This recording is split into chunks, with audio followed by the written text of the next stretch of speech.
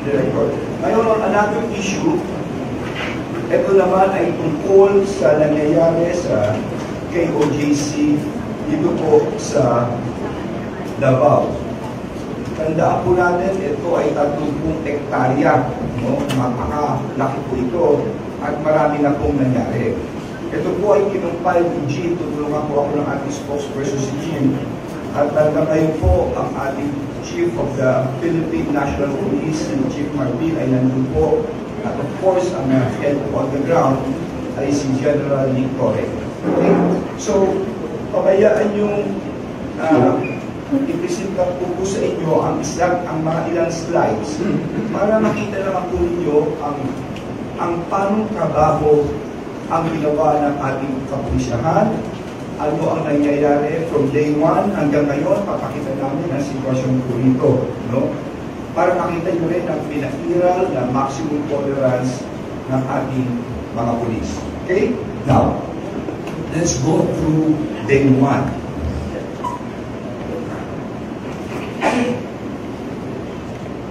Habang inaayos pa ho ang ito. So ito ho, prepare ng ating mga kasama ni Kachim. Okay, si Jim, sasaliwain ko po, no, si Pastor Tibuloy ay ito ay on the basis of a warrant of arrest na inisyu ng dalawang korte, ang Davao at Pasig, no?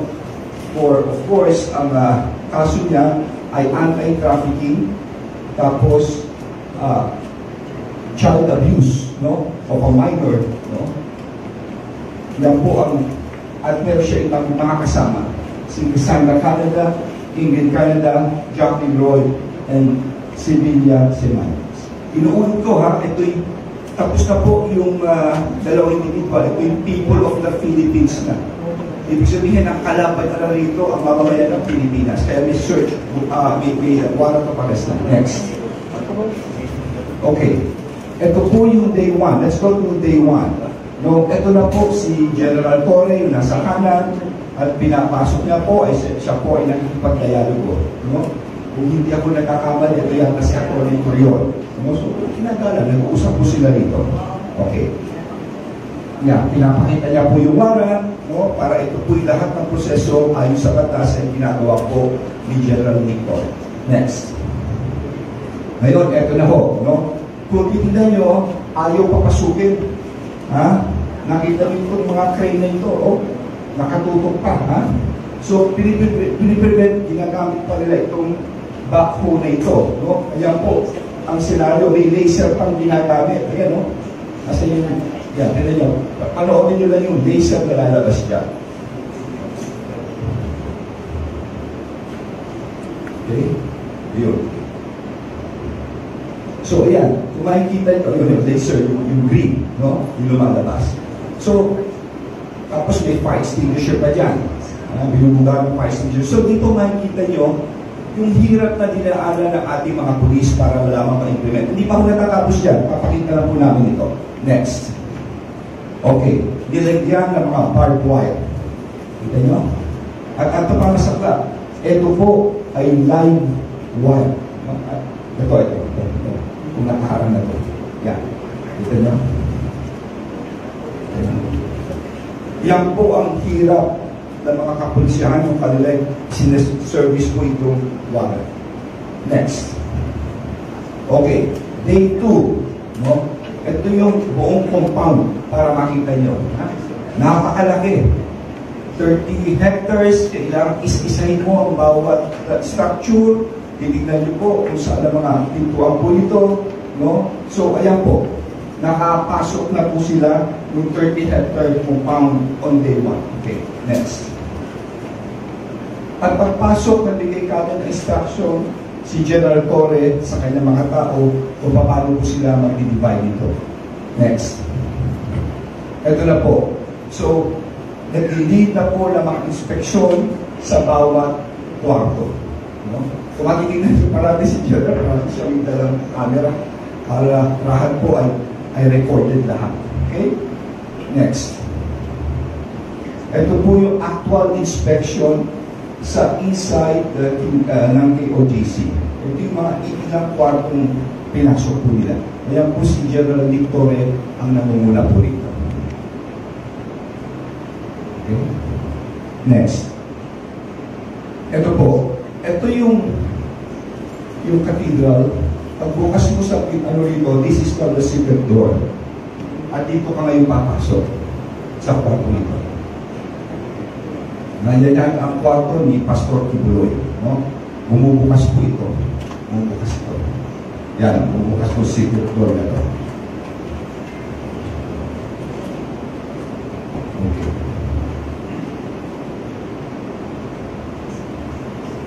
Okay, next. Ito naman sa labas. Kung titignan nyo ito, ito yung mga kinoconstruct sa labas. No?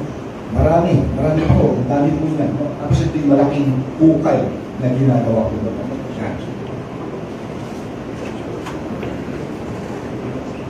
Ito yung loob po ng actual na construction sa ilalim. No? Yan po. Inside the KOGC. Next. Oh, ito, second day na po ito. Ha? Nag-set up ng barricades along the Davao Airport ang KOGC. Itong mga to, sinet up nila itong mga fire trucks na ito. No? Ito mga metal barriers. Yan. Sila po naglagay po niyan. Sila. No? Mga members ng KOGC. Yan po. Okay? Next, please. Day 2. Ito matindi. Tingnan niyo ito. Itong truck na ito, umiikot, nagsusunog ng gulong kung saan-saan. Talagang grabe ang ginawa. No? May truck na nadi-deliver, tapos ilalagay yung mga tires, yung mga gulong, sinusunog nila. No? Ito, nagsusunog dito. Tapos, inoccupy nila yung main highway. No? Nakita nyo ito nila mga fire na to. Yan, inoccupy po nila. Ito yung mga dalawa nila. Okay? Ito naman yung day 2, medyo nagkagulo na yan, no? Nagpapatuhan na. Yung monoblock chairs, yung bottled water, spray fire extinguisher, no? Yan, nakita nyo. Oh. Pero, tignan nyo ang ating kapusan. Ito lang yung pulis natin, ha? Ito lang, ha? Ano na sila talagang maximum tolerance? No? Para lang makita nyo yung pinagdaanan nila. Yung dito, kita nyo yun, may nagpapato. Ayan, binato yung monoblock, no?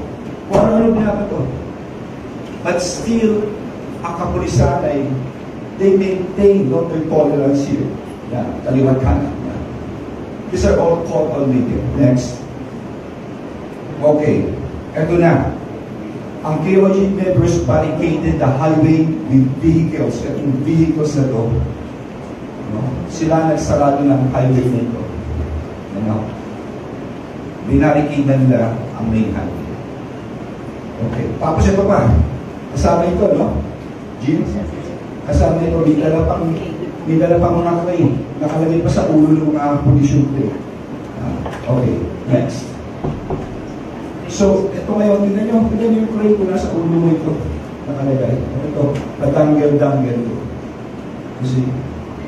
So, these were all the things na pinagdaanan ng ating kapulisyan ng ilang araw. This is already day 3. Next.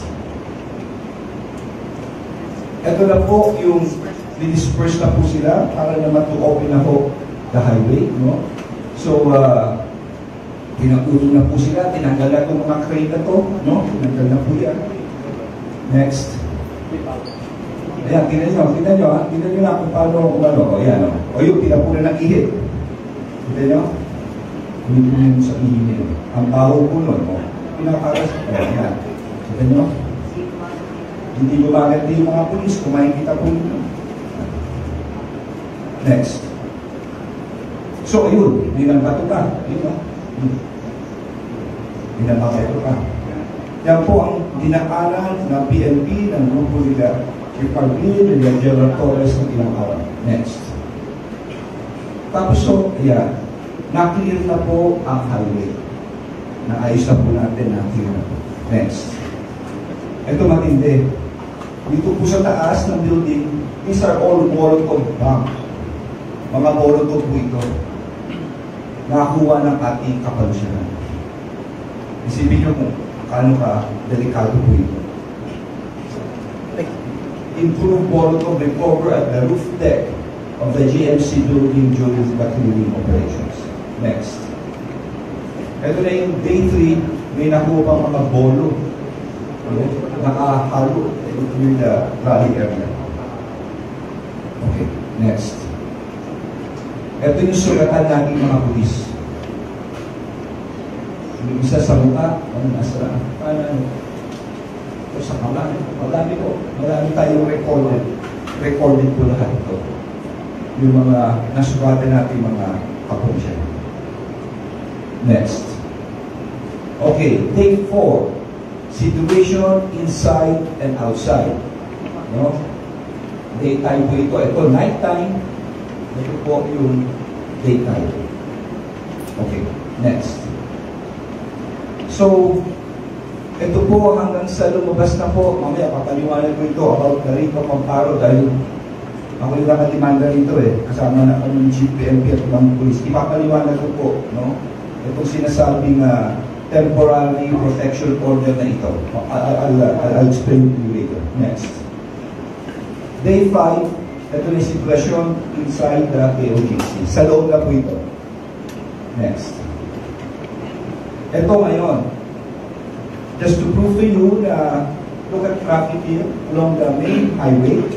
Ang kuha nito ay 3:30 lang. Ano oras ngayon? 4:30. This was just 1 hour ago. Pinakulang po namin to show to you na ito, through and through na lahat na. Medyo maayos na po. Malahong ka. Next. Wala na. Okay. Now, let's go through